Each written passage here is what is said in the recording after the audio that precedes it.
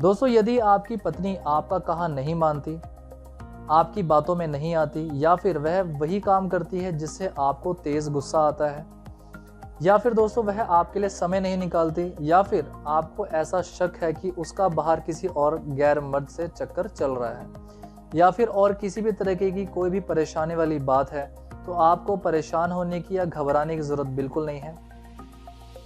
बिना किसी देरी के दोस्तों इस विधि को शुरू करते हैं, और फिर इस विधि को करने के बाद आपकी पत्नी आपके काबू में रहेगी, आपसे बिना पूछे कहीं भी नहीं जाएगी और आपसे बिना पूछे कोई भी कार्य नहीं करेगी।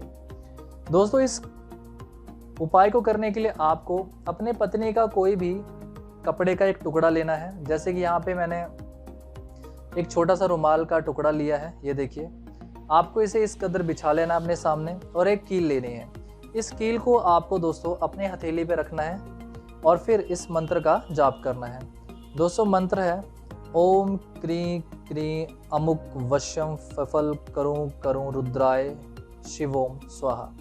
दोस्तों, ये मंत्र जाप करने के बाद आपको 3 बार इस मुट्ठी पे फूंक मारनी है और फिर इस कील को इसके अंदर बंद कर देना है, कुछ इस तरीके से। इसको बंद करने के बाद दोस्तों आपको यही मंत्र दोबारा 111 बार जाप करना है, इस पोटली को अपने हाथ में रखने के बाद।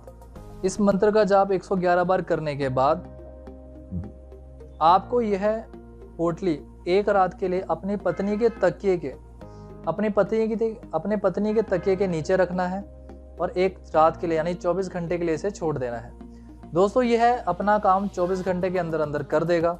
आपकी पत्नी प्रातः सुबह उठकर आपका कहा मानने लगेगी, आपके काबू में रहेगी, आप जैसा कहेंगे वह वैसा ही करेगी। दोस्तों, यदि इस उपाय करने में कोई भी दिक्कत या परेशानी आपको लगती है या और कोई आसान उपाय जानना चाहते हैं, तो बिना देर किए स्क्रीन पे दिए गए नंबर पे कॉल